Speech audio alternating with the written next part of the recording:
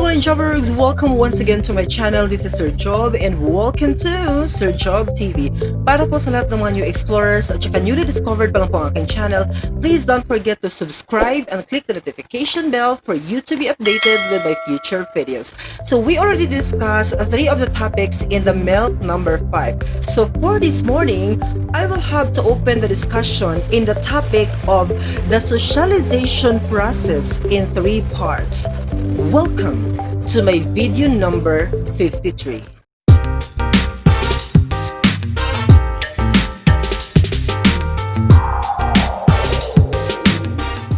So good morning once again, Golden Jobbergs. So today is January 7 and welcome to another episode of our daily vlog for 2021. So as you observe, and I think you can relate with me sa lahat po ng mga nakatira sa Mindanao, it is a rainy day for all of us. So maginaw po ang situation, but we still have to continue our discussion because that is part of my New Year's resolution for 2021, the daily vlog for Sir Job TV. So abangan nyo po ang lahat ng mga videos na mabubuo natin in 365 circle na bubuoy natin sa taong ito. So ladies and gentlemen, our topic for this morning is all about the socialization process in 3 parts. Socialization involves both social structure and interpersonal relationships. It contains 3 main parts. Okay, what are these? The first one is the context, the second one is the content and process, and the third one is the results. Okay? So, when we speak of context, ito yung highlight kasi natin sa MELC number 5. So, when we speak of context, perhaps defines socialization the most as it refers to culture, language, social structures, and one's rank within them. Okay, so bali meron po tayong mga elemento dapat remember, let's focus our attention here on the culture, language, social structures. Pag sinabi kong the context of socialization, it also includes history and the roles people and institutions played in the past. So it covers, no? It transcends from the generation, from past generation to the present generation, and even to the future generation that might be created. That's part of the context, okay? One's life context will significantly affect the socialization process. For example, a family's economic class may have a huge impact on how parents socialize their children. So basically, we already discussed this one sa ating previous discussion, no? Yung mga white collar at saka yung blue collar na parents in terms of other factors that might affect in their parenting, no? In the way they have to handle their children as far as the 2 social status that we're talking about, okay? Research has found that parents emphasize the values and behaviors most likely to help children succeed given their station in life. Parents who expect their children to work blue-collar jobs are more likely to emphasize conformity and respect for authority.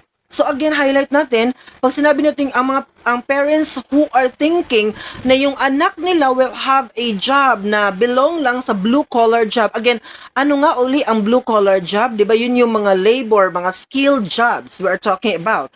Okay, sabi dito, ang training ng parents is tinuturuan nila ang kanilang anak the value of conformity and respect for authority.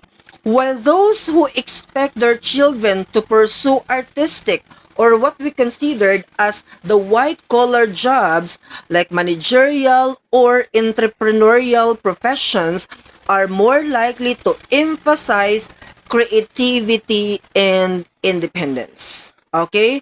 So nakita nyo, the blue-collar jobs, talking about here sa research, blue-collar jobs will focus on the value orientation or the values orientation, okay? While in the white-collar jobs, ang target nila is creativity and independence, more on career development. So that's how we have to identify the blue-collar jobs and the white-collar jobs as how they prepare their children for the future jobs, okay? Gender stereotypes also exert a strong influence on socialization process. cultural expectations for gender roles and gendered behavior are imparted to children through color-coded clues and types of play. Okay? Here, girls usually receive toys that emphasize physical appearance and domesticity such as dolls and doll houses. Okay? Na-observe ninyo in our society and in the upbringing of a family in the Philippine context, ito po talaga ang setup. And I think even in other countries, ito po talaga ang setup. Pag babae ang anak mo, of course, you have to give mga things na nakafit sa kanya. Kasi nga, sabi ko, nakaset up na po ang society bago ka pa ipinanganak. Ito yung sinabi sa ating previous video, right? If you can still remember. If you already watched the video, nandun po na mention. Okay, nakaset up na ang society. And because society says that if a child is a girl, ang ibigay mo sa kanya is mga dolls and doll houses. Ituro mo sa kanya yung mga works of a mother. No, you are preparing that particular child to be a mother soon. So that's how we are thinking. While boys receive playthings that involve thinking skills or call to mind traditionally male professions such as toy soldiers or the race cars. Ito yung ginagawa natin, di ba? Pag lalaki yung anak mo, so ang ibigay mo sa kanya is mga toy soldiers or mga race cars. Because if this will not be followed, as you observe in the status quo, if this will not be followed, discrimination will arise. That is reality. Okay? I hope you get my point. Why discrimination will get into the setup of a certain family. If you want to become normal in the setup given by the society as far as socialization is concerned, so ipa-follow mo kung ano ang normal. That's basically the point. But if we are going to analyze, if we are going to think it deeper, now actually we can go against with that particular policy, with that particular normal that they think, or with that particular setup of society that we're living. Actually, we can. But because we want to become normal, then we are simply following what is really being practiced since time immemorial. So that's basically the point. Additionally, research has shown that girls with brothers are socialized to understand that household labor is expected of them, but not of their male siblings. Okay? This is also normal and this is observable. Mga trabahong pambahay, lahat ng household chores, inaasahan po natin ang ating mga girl siblings. Okay? So yung mga lalaki, they are not expected to wash the dishes, to sweep the floor, and to any household chores, no? Na pwedeng gawin. Hindi ito. But ang inaasahan natin is the girl siblings. This is how the society set up. Okay? Driving the message home is that girls tend not to receive pay for doing chores while their brothers do. Okay? Usually, ito ang nangyayari. Ang girl, he is working too much sa bahay. Daily routine, paulit-ulit, ito ang trabaho niya. Pero wala siyang expected na matatanggap na pera because of that. Pero pag inutusan mo yung lalaking sibling mo or yung lalaking anak niya, inutusan ng mabigat na bagay, well, expected, he will receive an amount coming from the parents. And that is reality. Nangyayari po ito. Okay, I know that you can relate with this one. For those who are watching, you can comment down if you can relate this particular setup of your family. Race also plays a factor in socialization. Since white people don't disproportionately experience police violence, they can encourage their children to know their rights and defend them when the authorities try to violate them.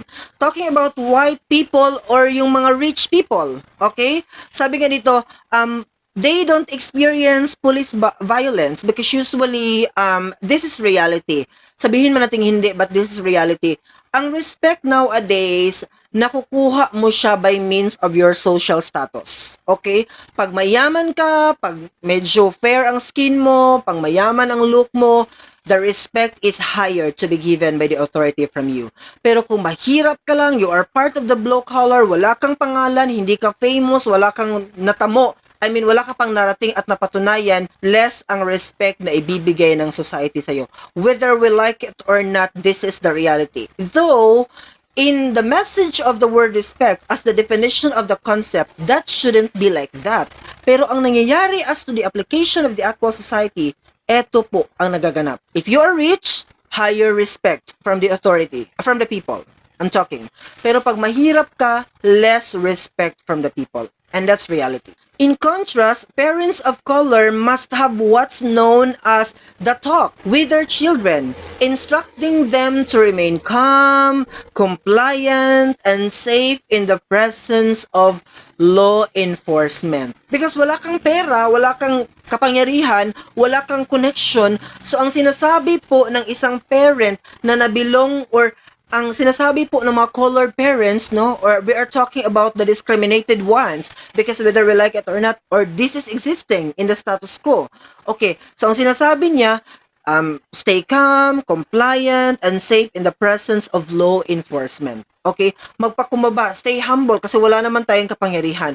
But the white ones, or yung mayayaman, of course, they have to stand within themselves. Kasi may pera sila. They can move anything in the first place. Pero pag mahirap ka lang, okay, you just have to pray na lang to the Lord what will happen. But usually, nagpakumbaba ka na.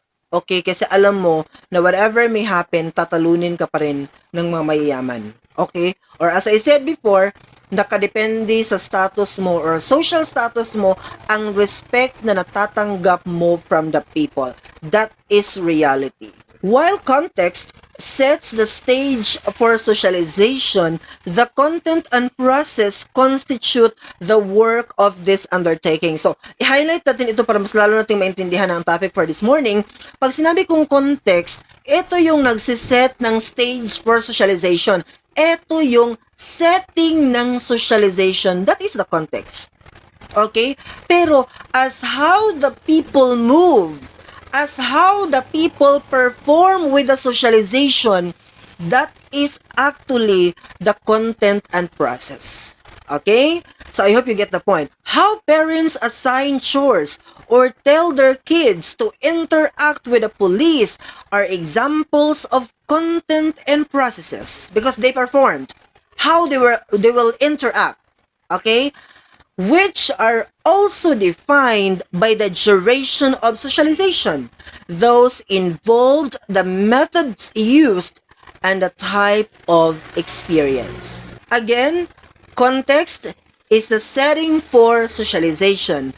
Pero ang nag-perform, okay, the way how you interact, ang tawag dyan is the content and process. Okay? School is an important source of socialization for students of all ages. Napakalaki po ng role ng school when we are talking of socialization in the very first place.